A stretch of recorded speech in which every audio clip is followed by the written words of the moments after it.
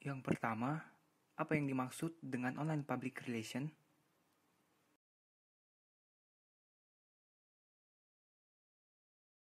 Menurut Onggo, tahun 2004, Humas saat ini sudah bertransformasi dari media konvensional menjadi media online, atau biasa disebut dengan APR. APR adalah inisiatif public relation yang menggunakan media internet sebagai sarana publikasinya, dikenal dengan cyber public relation.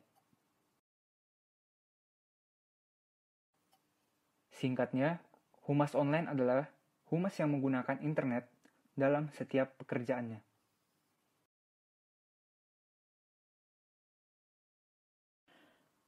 Yang kedua, mengapa PR harus memanfaatkan internet dalam menjalankan pekerjaannya?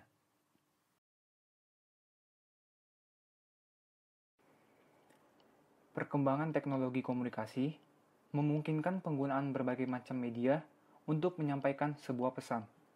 Dalam dunia PR, perkembangan teknologi komunikasi ini kemudian melahirkan alat atau media baru bagi PR dalam menjalin hubungan dengan publiknya. Praktisi humas di era internet pada saat ini wajib menjalankan kegiatan kehumasan melalui media online. Perkembangan teknologi informasi saat ini dapat membawa perubahan di berbagai bidang, termasuk di bidang kehumasan. Jadi, mengapa PR harus memanfaatkan internet dalam menjalankan pekerjaannya? Yang pertama, di mana pada saat ini public target sudah menggunakan internet.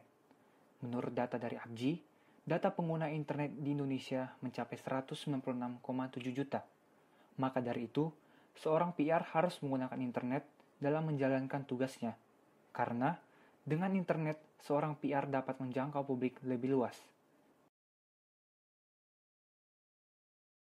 Yang kedua, dengan adanya internet, penyebaran informasi akan cepat sampai kepada publik dan tepat pada sasaran.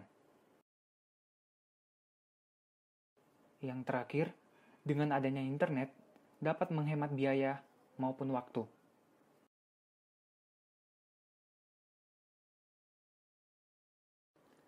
Yang ketiga, apa saja tantangan dan hambatan yang dihadapi seorang PR dalam memanfaatkan internet?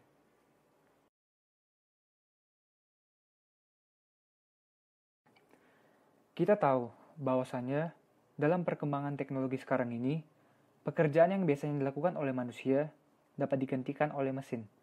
Maka, hal ini menjadi tantangan bagi seorang PR. Oleh sebab itu, kita tidak mau nantinya peran PR akan seperti itu juga. Maka dari itu, sebagai seorang praktisi PR, kita harus memiliki kreativitas tanpa batas dan juga mampu mengikuti perkembangan dan menguasai teknologi. Bukan hanya menguasai teknologi saja, melainkan sebagai seorang PR, kita juga harus mempunyai intuisi, nalar, dan empati. Karena hal ini tidak bisa digantikan oleh mesin. Yang keempat, skill apa saja yang harus dimiliki seorang online public relation?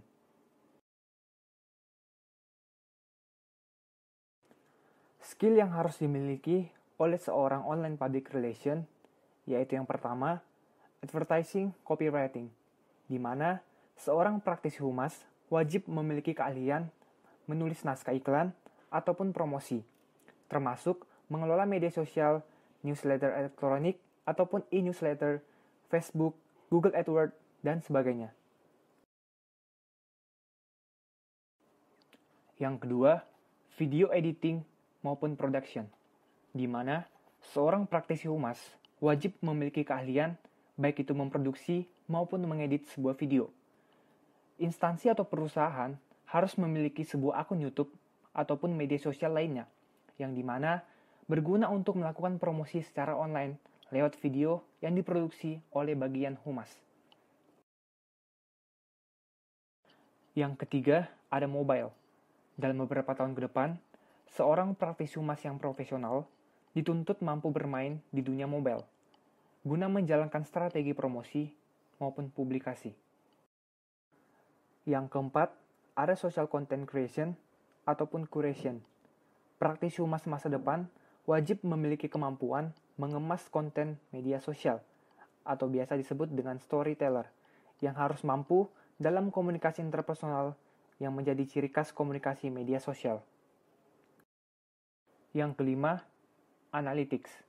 Seorang praktisi humas profesional wajib memiliki kemampuan menganalisis sebuah audiens, pasar, konsumen, publik, termasuk pemanfaatan Google Analytics, website suatu instansi maupun perusahaannya.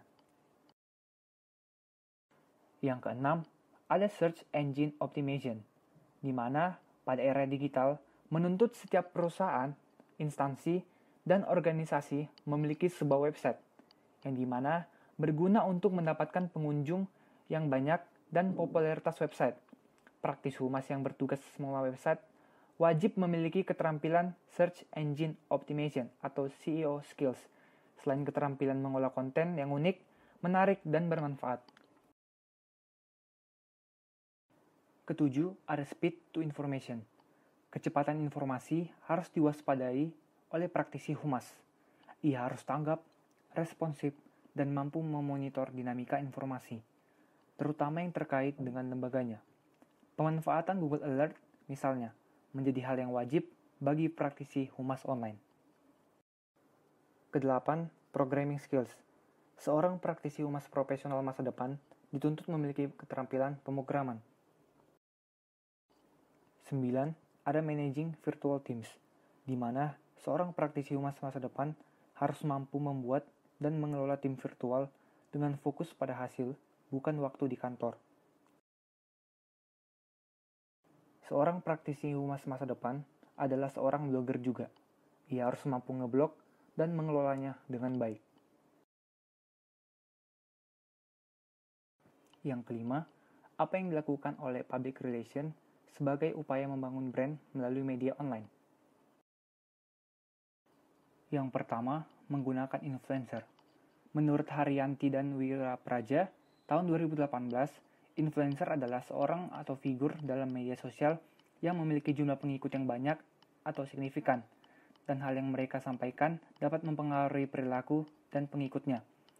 Sedangkan berdasarkan pemahaman Brown dan Hayes, dalam bukunya yang berjudul Influencer Marketing, influencer merupakan pihak ketiga yang secara signifikan membentuk keputusan pembelian pelanggan, tetapi mungkin pernah ikut bertanggung jawab untuk itu.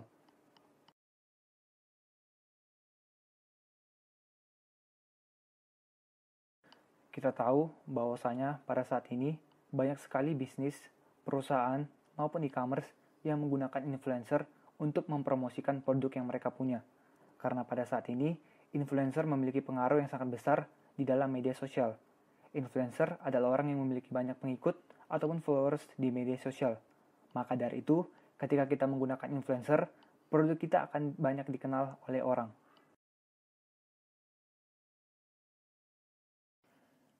Sebelum kita menggunakan influencer dalam mempromosikan produk kita harus tahu terlebih dahulu jenis-jenis influencer tersebut, di mana ada 4 jenis influencer. Yang pertama, ada nano-influencer, di mana influencer yang tergolong dalam nano-influencer adalah influencer yang memiliki jumlah pengikut ataupun followers sebanyak 500 sampai 1000 followers. Yang kedua, ada micro-influencer. Influencer yang terdalam dalam micro-influencer adalah influencer yang memiliki jumlah pengikut sebanyak 1000 sampai 100.000 followers. Yang ketiga, ada macro-influencer. Influencer yang terdalam dalam macro-influencer adalah influencer yang memiliki jumlah pengikut sebanyak 100.000 sampai 1 juta. Yang terakhir, ada mega-influencer. Influencer yang tergolong dalam mega-influencer adalah influencer yang memiliki jumlah pengikut kurang lebih 1 juta pengikut. Menggunakan konten visual. Dalam melakukan sebuah branding, kita harus menggunakan konten visual dalam mempromosikan produk yang kita punya. Karena pada saat ini banyak perusahaan maupun bisnis yang menggunakan konten visual dalam memasarkan produk mereka. Sering berjalannya waktu, konten tulis yang dulu pernah digunakan kurang diminati pada saat ini oleh masyarakat, karena konten visual lebih menarik.